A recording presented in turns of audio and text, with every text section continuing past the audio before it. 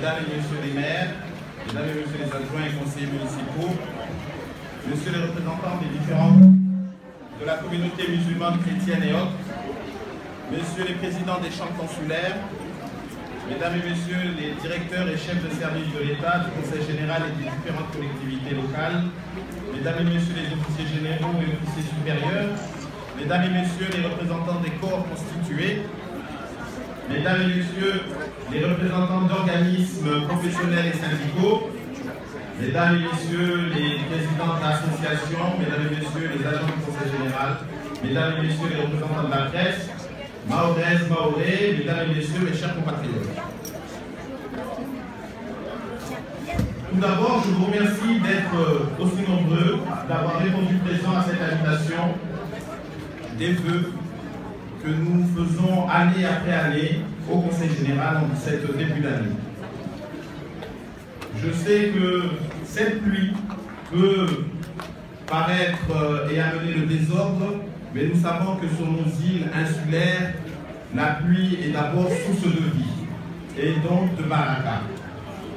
Et en ma qualité de président du Conseil général, j'ai l'honneur et le plaisir de vous adresser donc cet après-midi les vœux des élus et des agents du département pour cette nouvelle année. Je souhaite à vous, ainsi qu'à tous ceux que vous aimez, une excellente année 2015, puisse cette année être source de santé, de joie, de satisfaction, tant sur le plan personnel que professionnel. En préambule, permettez-moi tout d'abord de remercier particulièrement mes collègues élus du Conseil général pour leur implication, leur engagement, leur disponibilité et leur motivation dans l'exercice du mandat que vous nous aviez confié. C'est aussi l'occasion pour moi de remercier chaleureusement les agents du département qui, au quotidien, contribuent au bon fonctionnement de notre institution pour un service public de qualité à l'attention des Mahoraises et des Mahorais. Et il faut dire que nous leur rendons bien, puisque nous avons eu des actions particulières à leur attention. Je pense notamment à la titularisation des contractuels. Je pense également à l'intégration des ATOM, des corps transitoires, à plus de 845 agents. Et je pense à l'indexation que nous sommes en train de mettre l'année dernière et cette année. Aussi, j'aurai tout à l'heure l'immense joie de remettre des médailles aux plus anciens d'entre eux, dont le parcours professionnel est un bon exemple pour nous tous. Ensemble, nous avons eu à cœur de conduire durant l'année qui vient de s'écouler des politiques publiques et des résolutions axées sur la construction de notre territoire à la hauteur des enjeux de notre collectivité unique, exerçant à la fois les compétences de région et de département. Notre principale action fut donc d'influer à un élan de dynamisme et de vitalité dans la gestion des affaires publiques pour atteindre notre rôle de locomotive du développement économique du territoire dans un esprit de solidarité et de bien-être de l'ensemble. Le Conseil général, vous l'aurez compris, est une collectivité unie qui s'engage à vos côtés. Cette cérémonie est donc pour moi l'opportunité non seulement de partager un moment de rencontre, de convivialité, mais aussi de rendre un vibrant hommage aux figures historiques de la départementalisation de Mayotte qui nous ont quittés en 2014. Je pense bien évidemment à Mme Zena Mérès et à M. Zoubera Dinani, puissent leur âme reposer en paix et que Allah leur ouvre leurs portes du paradis. Je saisis également l'occasion pour vous annoncer que samedi 10 et dimanche 11 janvier se tiendront à Pamandzi une conférence débat, une exposition, une pièce de théâtre ainsi qu'un Maouida Chengue en mémoire de Zenam Téré, et je vous invite à participer à ces moments de partage et de souvenirs de combats déchatouilleuses.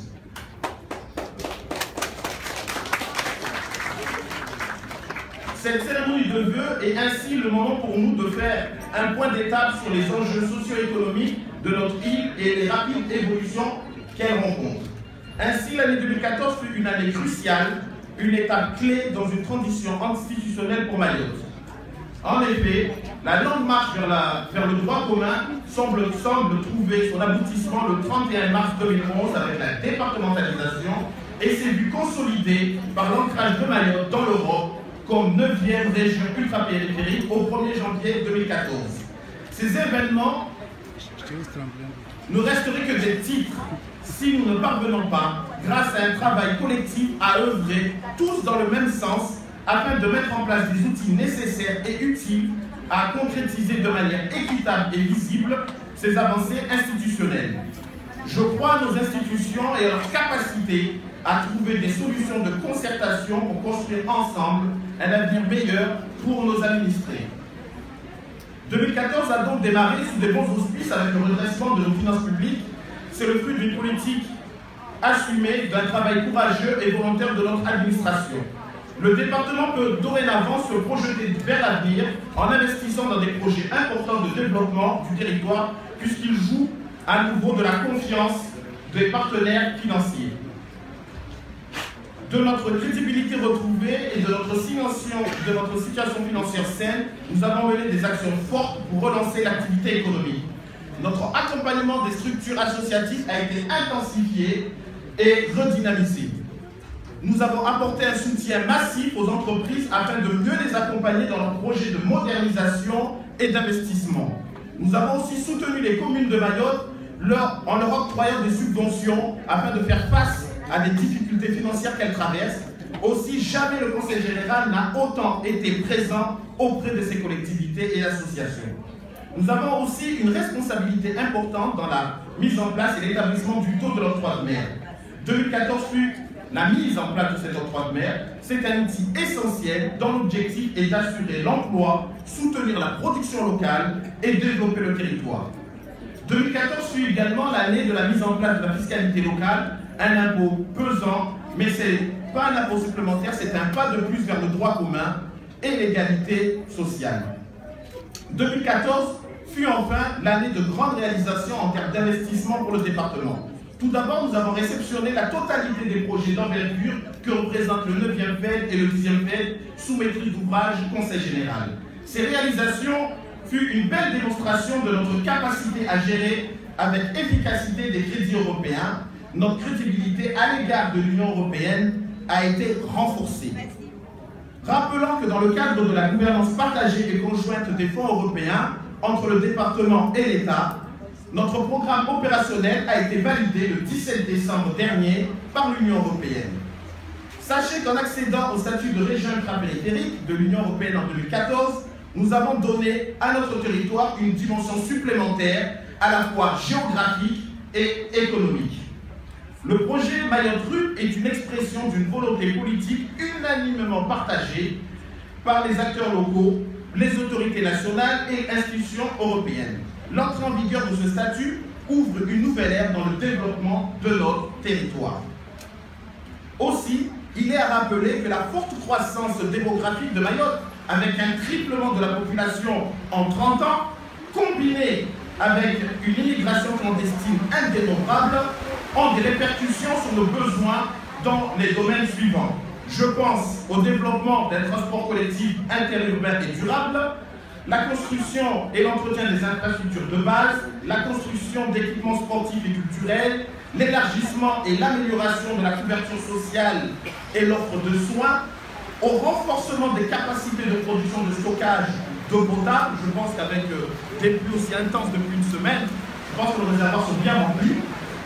Le développement des capacités de collecte des déchets et des eaux usées, l'amélioration de la gestion et du traitement des déchets ménagers. Tout ceci sont d'autant d'actions prioritaires sur lesquelles, avec le soutien de l'Europe et de l'État, nous devrons axer nos efforts dans le futur. Je souhaite par conséquent que 2015 soit l'année où les projets d'accompagnement du monde économique et du développement du territoire aboutissent, puisqu'ils vont dans le sens du mieux vivre ensemble et de l'amélioration de notre quotidien. 2015 sera donc l'année de chantiers importants qui vont démarrer avec les fonds européens. Œuvrer pour une relance du tourisme, une redynamisation des filières agricoles, aquacoles et de la pêche afin d'augmenter notre degré d'autonomie alimentaire. Ce sont des chantiers au niveau de l'agriculture, des chantiers au niveau de la formation et de la jeunesse, des chantiers au niveau de l'infrastructure.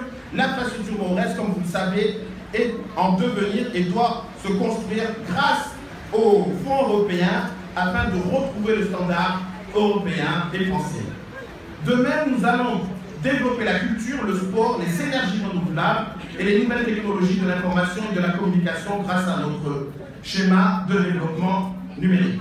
Ce travail colossal ne pourra se faire qu'avec nos partenaires privilégiés, bien évidemment, qui est l'État et les collectivités locales et les associations et surtout les acteurs économiques.